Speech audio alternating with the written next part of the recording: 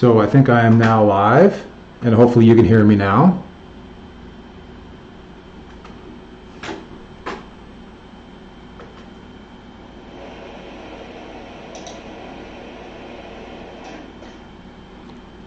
Okay, so I think I'm going live. Let me start over again. Something happened with the sound. I don't know what exactly happened, but I think I'm back.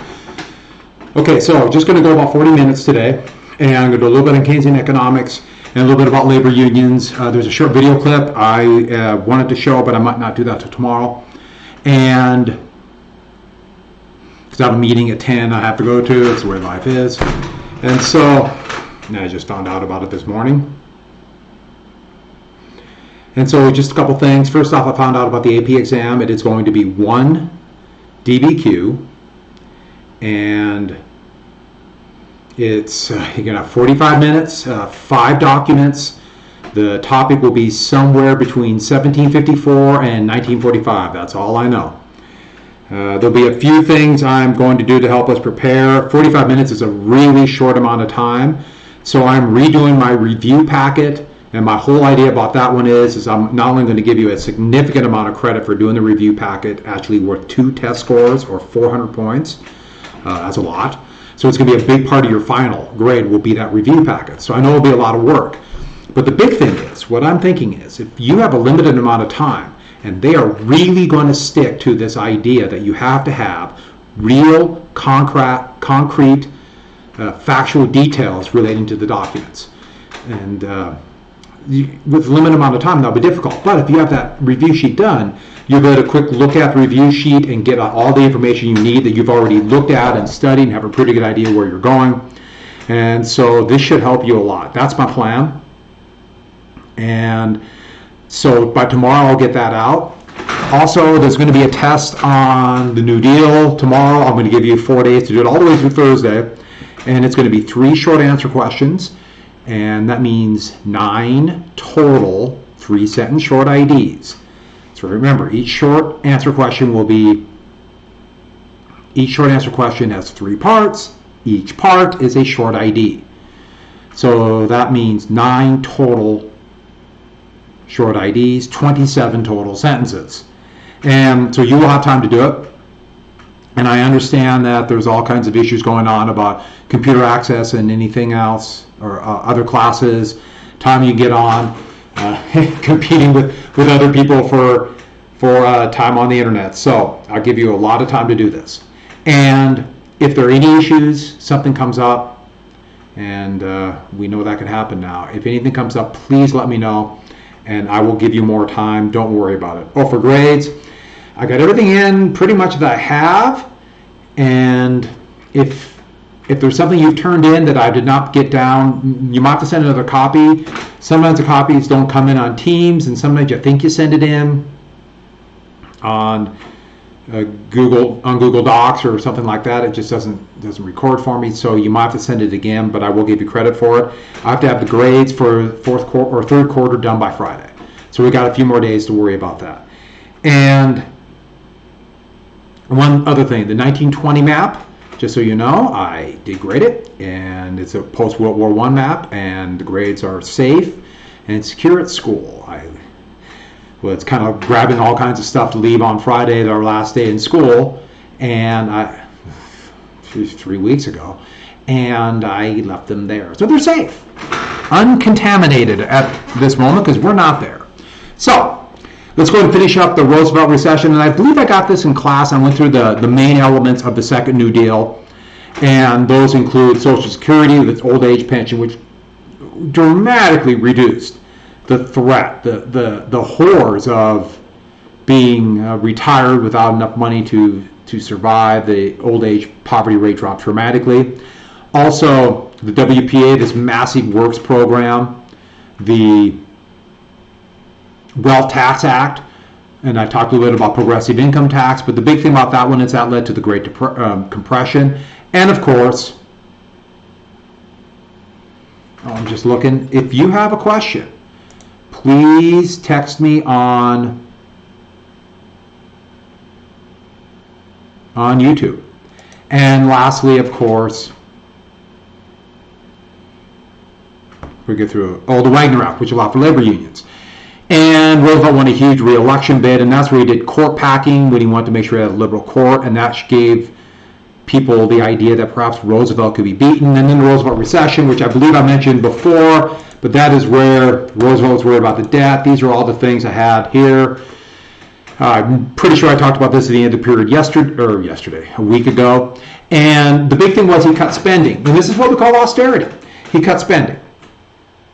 And he sincerely believed that the debt would still be this issue, this specter hanging over the heads of the population, and not understanding, he went after it, but not understanding that the debt will be a lot easier to pay if the country prospers. But if you stay in a recession, because remember that term debt deflation, which would be a great short answer question to talk about the causes of the Great Depression. But back to this. So we're worried about the deficit, and that's where you get the jump to Keynesian economics. And here's a good little cartoon that shows that spend money. And that's true. The government does not have the same debt issues that private individuals do. Simply do not. The government does not have to make a profit. The government can collect taxes. The government has an army. The government creates the currency, the monetary system, the currency. They have all this control that people do not have. Once again, you got to get this out of your head. When people say that, the government should tighten its belt just like people do, and every president has said that in some time. Most famously in your lifetime, both President Bush and President Obama and President Trump will, is they want to cut spending for programs that help people. And governments are not people. So get that out of your head. But back to this. So we have to jump into Keynesian economics. And Keynesian economics, we're going to make sure this is all working. Most famously in your lifetime. Okay, seems to be working okay. Seems to be a little distorted. Sorry about that. But Keynesian economics. And that is named after John Maynard Keynes.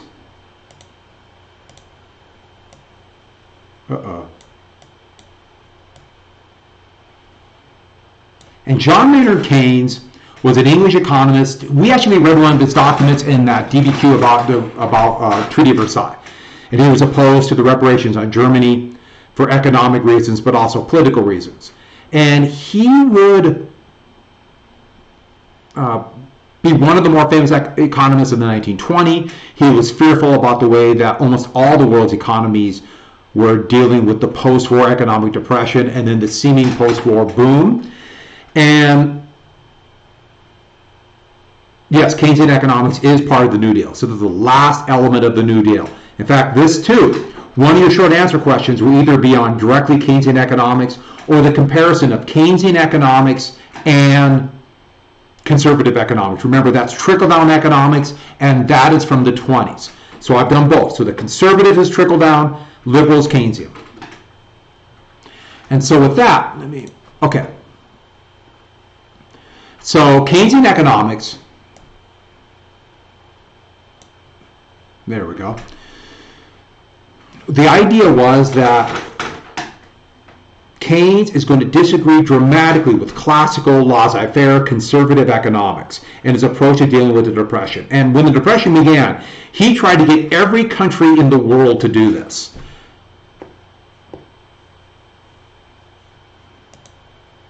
So there's John Maynard Keynes. And what he saw the biggest threat was debt deflation. That as countries spiraled down into depression, everybody's trying to pay back their debts at the same time, every country trying to pay back the debts at the same time, and the whole entire country goes into austerity.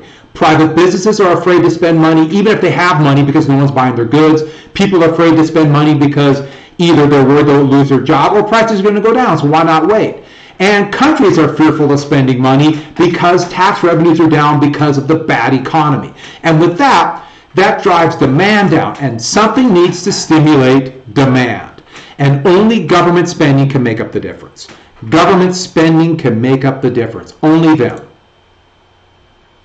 And in 1937, he begged FDR.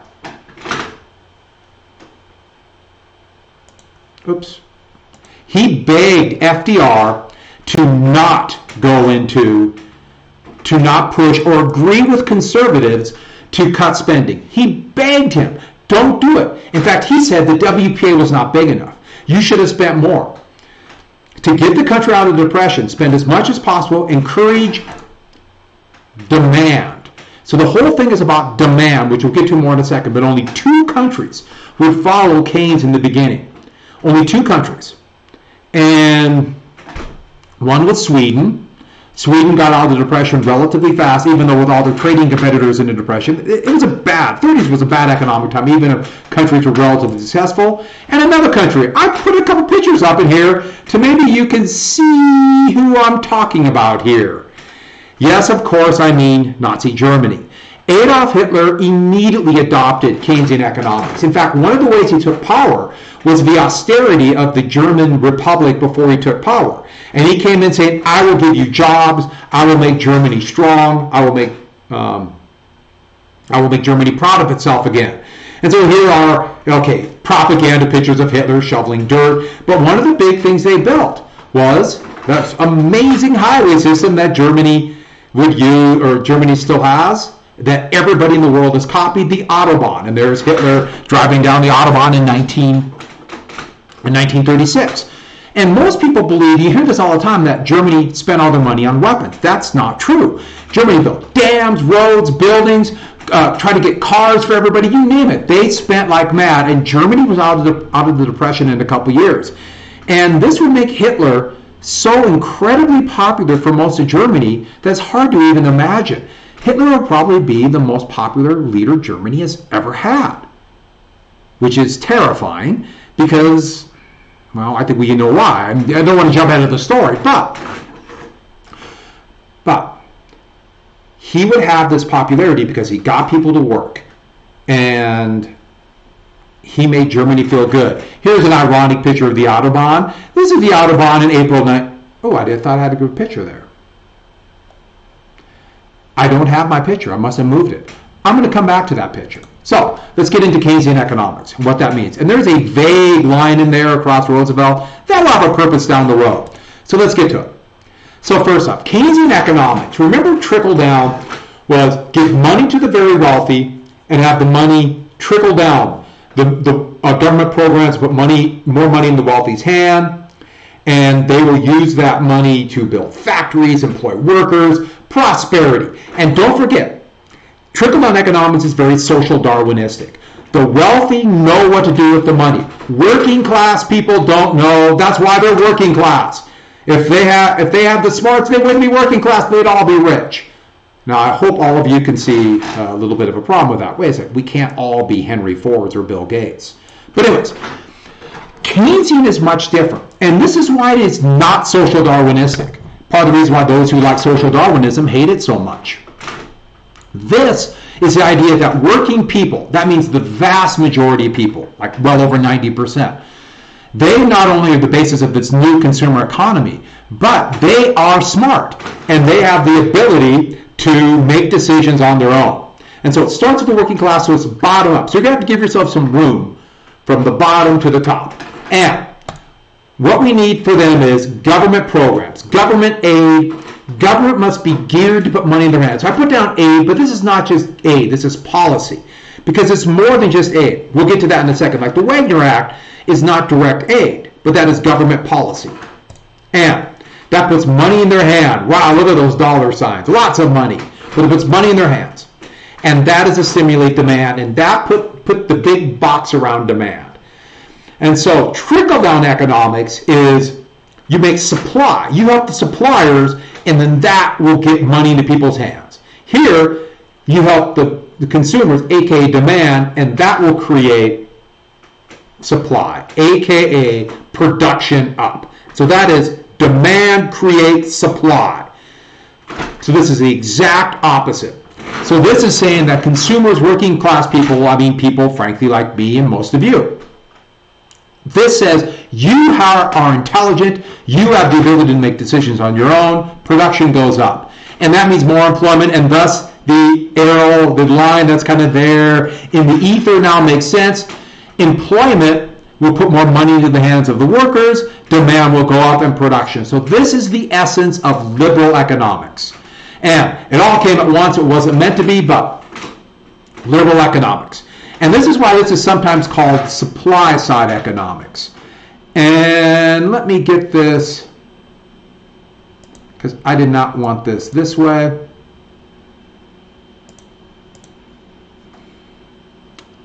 Let's watch it again, because I know you might have missed it, and it's awful fun. Wow, look at that. Awfully good. Okay, so this is liberal economics.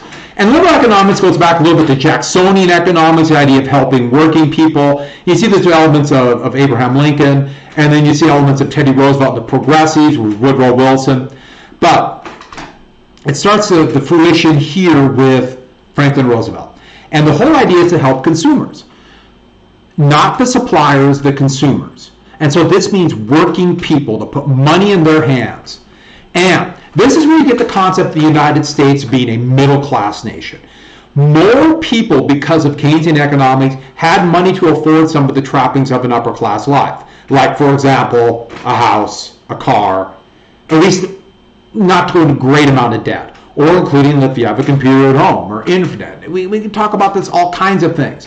That more people than ever before had this, and more people felt part of the system. And that ties in with the so-called Great Compression. I talked about this with the Wealth Tax Act, the Great Depression, or the Great Compression. More wealth into people's hands. The gap between the rich and the poor shrunk faster than it ever had before. And that's Keynesian economics. And that would dominate American economics until the late 1970s. And we have been conservative ever since. And so Hoover was the exact opposite. In fact, this one looks at government aid is important, government has a role, and we should trust government. So you can imagine if you believe in conservative economics, your entire goal would be to make people believe that government doesn't work, and therefore we should stick with a policy that funnels money in the hands of the wealthy. And I got another question here. Yes, Keynesian economics, it reverses most of the steps. Now, there's always going to be elements of trickle-down economics, and that will fit in throughout the next 40 years. But Keynesian did reverse that. But now we're completely trickle-down. I mean, you look at what happened just now with the coronavirus and the economic. Well, this is going to be it. Over 10 million people have asked for unemployment insurance in the last 2 weeks. I mean, this is going to be an economic disaster potentially. And money is flowing to the top very easily. We're talking, it's going to be trillions of dollars floating to the very top. And it's almost impossible. They've made it so it's almost impossible to get money to working people. And that's trickle down. That's the exact opposite. But Keynesian economics. And so we got to look at the government aid. And there's my WPA program there. So this is government aid. So this is the government aid that Keynes put. I didn't put a picture in the last slide. Oh, well. Government aid. So with that, first up, progressive taxes like the Wealth Tax Act. And I give you the New Deal law. And progressive taxes meaning that higher taxes for the very wealthy. I mean, for the very tip top, and I talked about this the other day. Higher taxes for them means higher wages. Higher wages, more money into the hands of working people. And I got a question, how long did Keynesian economics stay in use? Keynesian economics was used pretty much worldwide after World War II, all the way to the late 1970s. In the United States got rid of that. You can see in the late 70s, but especially with the election of Ronald Reagan in 1980, and that would set up a conservative revival, and the economic system of the U.S. has been conservative, with the idea of funneling money into the hands of the wealthy, and the justification is they will increase production and the wealth will trickle down. And if you look at it on the surface, it's worked very well, conservative economics. Money is focused to the to the top. For workers, wages have been stagnant or even declining since 1980. And so that answers that question. And so back to the progressive taxes. And so taxes would be, oops, I didn't want the Wagner out. Taxes would be 76% and 36%, and go up to 90% 93 to 91%, all the way until 1964. There'll be a small tax increase of 70%. And then you can see in the 1980s, taxes went, by the end of the decade, the highest marginal income tax rate was 28%. And wages have been stagnant ever since.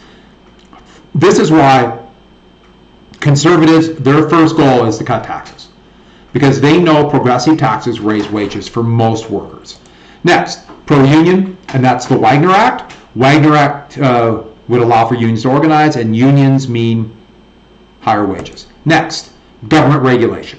We talked about this before with the progressives and the trickle-down economics, everything they could to get rid of government regulation. And so the New Deal came in, we're going to regulate and reform the economy to make sure it doesn't happen again. And that's where you get like financial regulations, most importantly Glass-Steagall, which there were no financial panics all the way until 2001. You wouldn't see any kind of financial panic, and even then it wasn't a big financial panic. But as soon as they got rid of it, 2008, a massive financial panic. And right now we are seeing the results of this. Since there's no financial regulation, companies and banks have so much debt, it's called leveraged. They're leveraged to the hilt, and we don't have a lot of cushion in bad economic time. Back to this, antitrust. Breaking up monopolies allows for more small business. It increases wages. It increases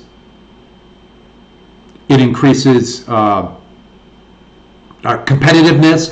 It increases innovation. I should add that, therefore, Keynesian economics is pro-small business, very pro-small business and pro-small farms. Conservative economics, very anti-small farm, small business. And you can see that now. What just happened with the big stimulus package that was just passed. All this money is flowing to big business, just boom, it's going right to billions of dollars. And it is a Rube Goldberg complex system to get money to any small businesses, and I don't know if it's going to work. And that's because conservative economics is pro-monopoly. Next, there's a safety net. Now, the United States has never had a big safety net, and the United States has virtually no safety net now in case of bad times. But we're talking about things like unemployment insurance, which will come about with Social Security, aid for the poor, the Federal Emergency Relief Act, FARA, food stamps, which are now called SNAP, Supplemental Nutrition, the Supplemental Nutrition Program. And that came out of the AAA and the second AAA. Social Security, public works, so building, and not only like WPA, but building roads, bridges, etc. in bad economic times, and health insurance.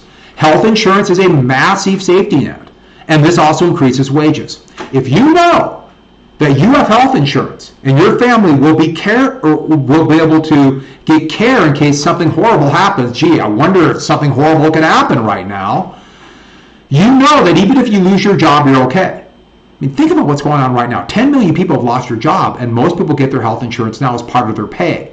Health insurance is part of their pay. That's part of my pay. It's health insurance. And if you lose your job, you don't have health insurance. And we've had millions of people losing their jobs, and we see this issue right now.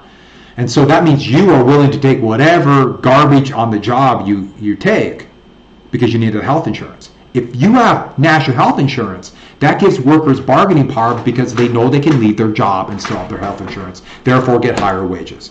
Education too, aid for education, and that's part of the New Deal was that college education was virtually free in most states, part of the New Deal in Keynesian economics, all the way up to the 1970s.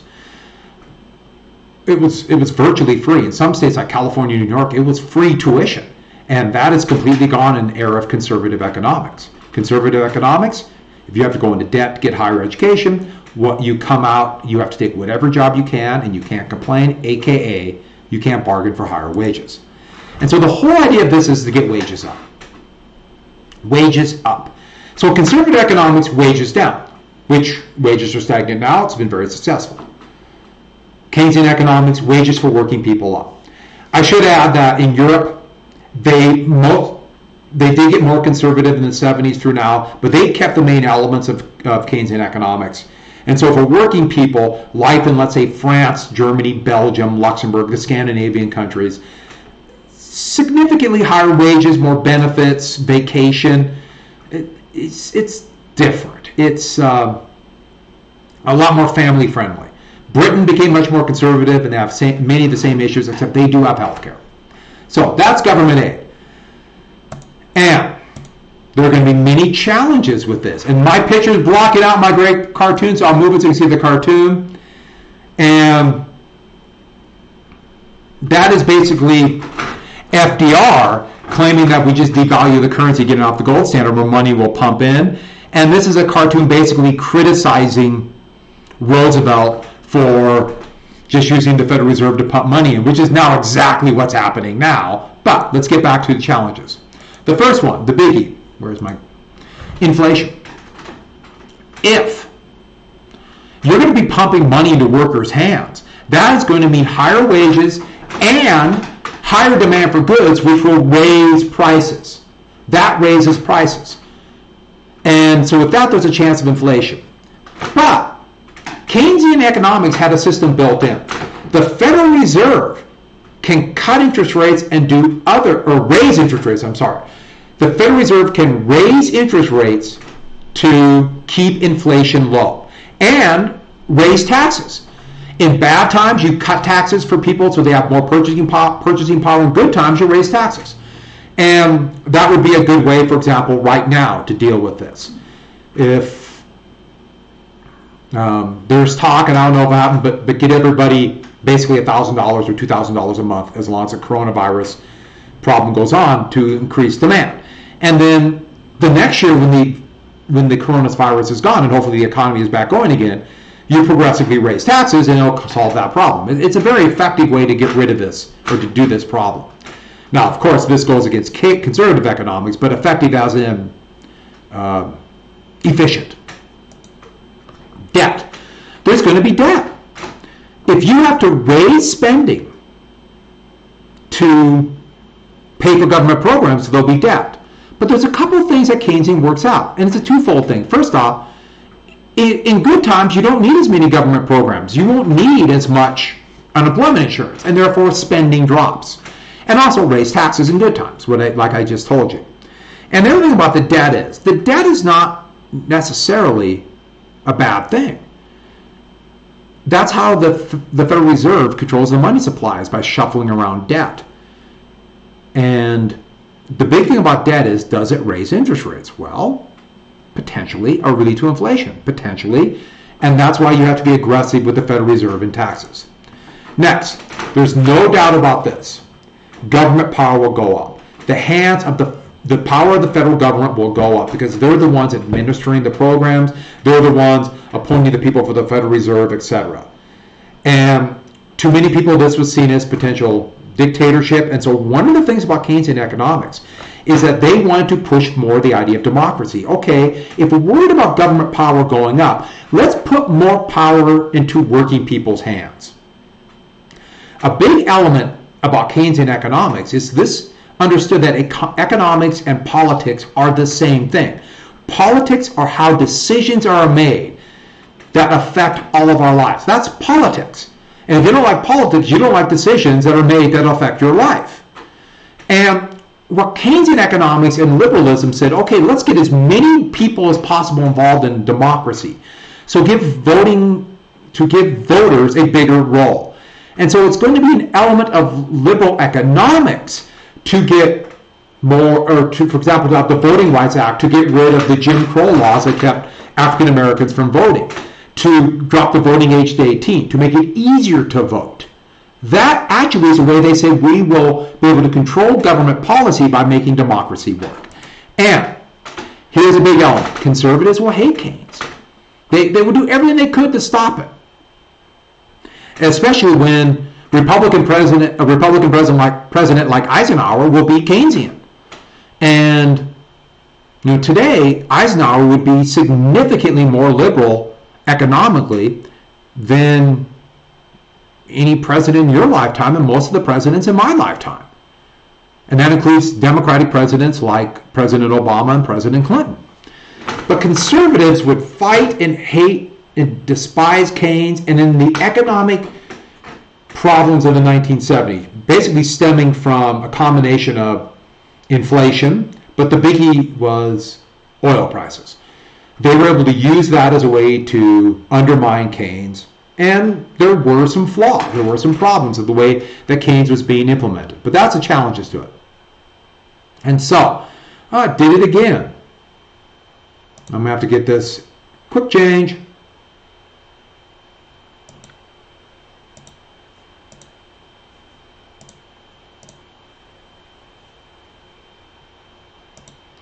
So, Roosevelt had plans for a third New Deal. And this third New Deal, did I go too fast? Let me go back. Sometimes I go too fast. Make sure you get everything. So, Roosevelt had plans for a third New Deal. And he had pretty much totally adopted Keynesian economics. Almost forgot something. One important thing about Keynesian economics is that it was proven to work when World War II began. Once government just started spending money like mad, all vestiges of high unemployment ended. And the heck with the debt, we'll worry about the debt after the war. Which, yeah, the debt would be very high because the government had to borrow a lot of money to pay for the war. But the debt as a percentage of the economy would shrink all the way till Jimmy Carter's administration. Then we'll start going up again under the big tax cuts big tax cuts for the wealthy under President Reagan. Another story for down the road. But World War II showed, government spending, build products, economy grows. Now the problem with military spending is this. You might think, well, hey, if we have a bad economy, let's build tanks. The problem with this is, the programs like the WPA built dams, roads, bridges, things that could be used to expand the economy. And think about how much businesses rely upon all these government programs. Just look at all the highway system. All the trucks that carry the products that when you go down to the store now with a mask, go down to the store. Wear a mask, people, if you're in public. I wear a mask just because I like to scare people, but wear a mask because you need to. But, back to this. That is massive government aid for business. And so you build a road, not only does that build increased business production, puts money in the workers' hands, they buy more products, and gets the economy rolling, but this can be used for businesses to get goods to market so they can sell. And so that is it's called a multiplier effect. You build a dam that creates hydroelectric power, that has a multiplier effect that will grow the economy dramatically. The problem with military equipment is this. You build a tank, what can you use it for? I mean, the worst case scenario is a war. The best case scenario is someday you throw it away. And so tanks have no multiplier effect. Once you build it, the best thing you can do is hopefully it goes away. Think about all those Minuteman III ICBMs with their gyroscopes humming away around Great Falls. Gyroscopes are what targets it. We spent trillions of dollars on these weapons. And the best case scenario for that is someday we fill those silos with cement and get rid of the weapons. So that's the problem with military spending. So back to this, in the third New Deal. And the lines will make sense, these random lines in a second. Roosevelt had plans for a third New Deal. But his programs would not be passed because of the fallacy of court packing and the fallacy of the mistake of the Roosevelt Recession, the terrible cutting of spending. A terrible move. But, back to this. So, he never got his goal for this third New Deal. And so it never really happened. And part of the problem was in 1938, Roosevelt went around the country campaigning against conservative Democrats. And you see that, I kind of got blocked up here, but Washington State gives New Deal a huge confidence vote. In 1936, they voted for a bunch of New Deal Democrats. In 1938, all the Democrats that Roosevelt campaigned to get out of office won. And you might think, wait a second, isn't Roosevelt popular? Yeah. But nobody likes somebody from out of state or somebody from the big city coming to tell people what to do. And it really hurt Roosevelt. So the third New Deal never happened, and these are the things he wanted. And the line crossed through them, the lines kind of randomly there. Those lines are supposed to be lines that blacked out the bills. So the first one, national health insurance. Never happened. The United States never got national health insurance. His plan was to do national health insurance through Social Security Administration. They collect taxes, and that would pay for health insurance. The realization already by the 1930s was that healthcare is going to be incredibly expensive, but too expensive for most people. In the 1950s, Harry Truman would try it again. We'll talk about that a little bit later. And in the 50s, they finally decided to give tax breaks to do it for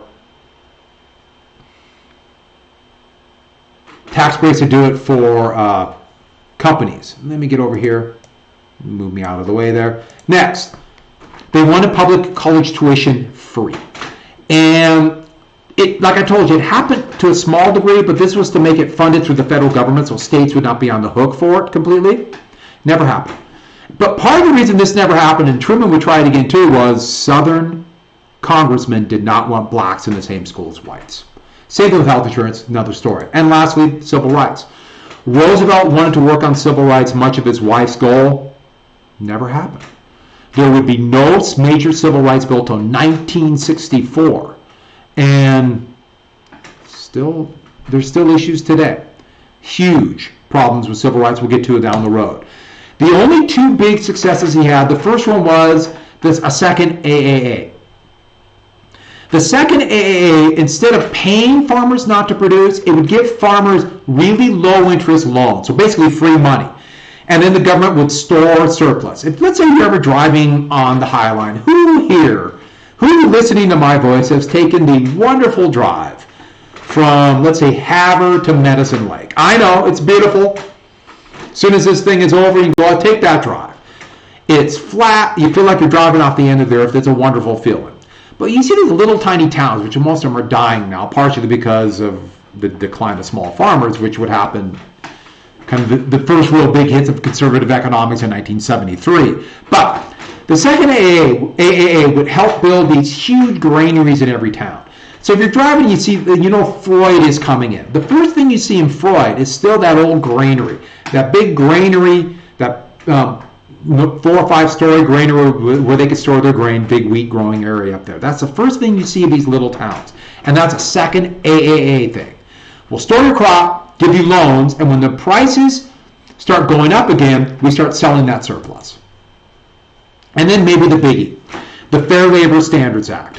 And this one, unions have been fighting for such a long time. And with the Supreme Court now more liberal, they found this constitutional.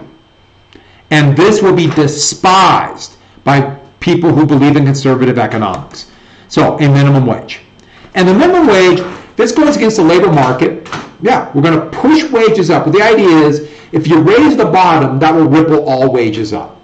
Now, the minimum wage in the United States is really small. It's actually smaller than what it was during the New Deal.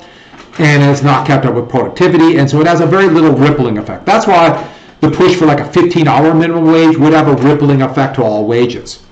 But there are also some issues with that for cost. That's another story down the road. Next, a 40-hour work week. And lastly, child labor laws. And both of these 40-hour work weeks, started with 44, then the 40. You probably know this for workers on an hourly salary. They get time and a half. And child labor laws put a limitation on 16. That is that no child over 16 of age should leave school for gainful employment, and that's part of the child labor law for pushing for it. And here's the cartoon saying, wage and hour bill passed, and the kid, you can only see, I got it on here, but a little boy going to his father saying, Dad, you can now take my job. These both have the effect of raising wages. And that's why in conservative economics, you want to get rid of or keep the minimum wage really low so it has no real effect on raising wages. There's a real desire to get rid of this, and they've chipped away at in the last couple of years of the 40-hour work week. And same with child labor laws, because that raises wages for workers. You have child labor laws, it gets rid of workers, or gets rid of higher wages. So that's the third New Deal, never happened. But we got to get to one big thing about labor, and this is my last thing I'm going to talk about today, and that is, let me move myself down again. Last thing, labor. The NRA tried to get a little bit of labor unions passed, but the NRA was kind of a disaster. But the Wagner Act in 1935, this was passed, and Roosevelt passed this partially for one really, really, really big reason. Roosevelt wanted this passed with the idea being that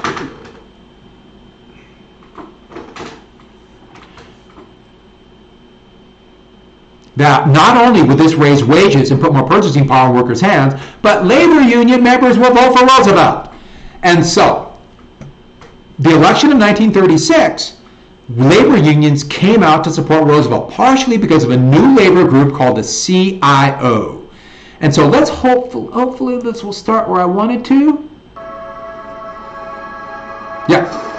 More than a year later, in an effort to limit strike violence and protect labor, Congress passed the Wagner Act. Although it did not cover farm workers, it promoted collective bargaining in the industrial workplace and gave the National Labor Relations Board the power to stop unfair labor practices by employers.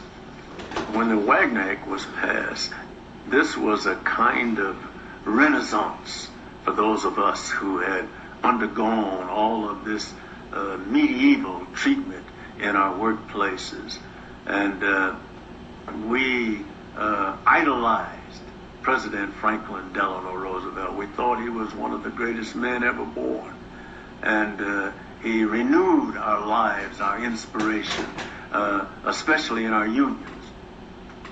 Many corporate leaders were outraged by the Wagner Act and President Roosevelt. In Aliquippa, J&L defied the new law. The legal struggle would go all the way to the Supreme Court. This is called Little Steel, and the movie kind of based around that. Girdler, now head of Republic Steel, saw the Wagner Act as a threat to his relationship with his employees. Girdler had built Republic Steel into a profitable powerhouse. He wanted no government interference.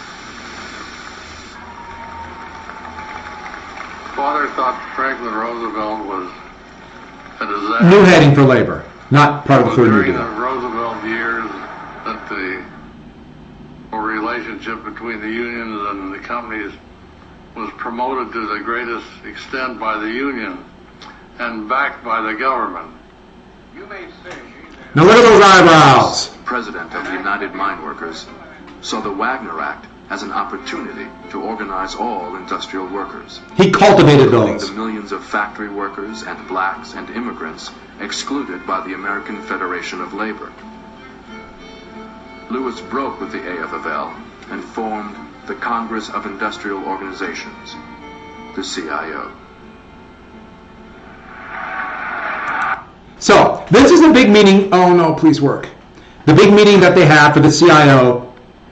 Actually, the AFL was going to make industrial unions, that means unions of all workers, they were going to allow them into the AFL. This happened in 1936, so right after the Wagner Act was signed. But the AFL was made up of skilled workers, and they did not want all this riffraff coming into their union. And so they scuttled the CIO. And here's Lewis speaking at the AFL conference. Country want representation. They want organization. They want participation. Look at those eyebrows. They want protection. They want employment. And they're going to have those things through the leadership and the instrumentality of this new labor movement that you're forming. So, they broke and formed their own, but at that meeting it was crazy. Last thing for today, because then I do have to go. Lewis was doing this, giving this speech, and got done with the speech, walked off, and the members of the AFL voted against him, said, we don't want the riffraff. They said, we won't accept industrial workers. And the leader of the Boilermakers Union was up. I'm sorry, the Engineers Union was up. And he was giving a speech basically bad-mouthing Lewis, bad-mouthing that this CIO would allow for all workers, especially black workers and even women. This was seen as incredible. How can we allow this in there? And he is saying Lewis, all these terrible things about Lewis, and he's a communist and he's a horrible person. And it's in front of a big meeting hall with over 10,000 people there. And it is just uproarious. People are screaming because there are a lot of people there who want the CIO. A lot of them want to stick with the old skilled workers. And while that guy's talking, Lewis walks on stage, doesn't say a word, just walks up and boom! One punch flattens him. The whole place goes into pandemonium. It's like one of those cartoon fights. People are grabbing chairs and hitting each other, and it was chaos. And then Lewis formed the CIO. Now, we have just a little bit left to finish, and so we'll finish this tomorrow. And I have got to go to another meeting. And so on that happy note, I'm going to leave. If there are any questions, please let me know. Goodbye.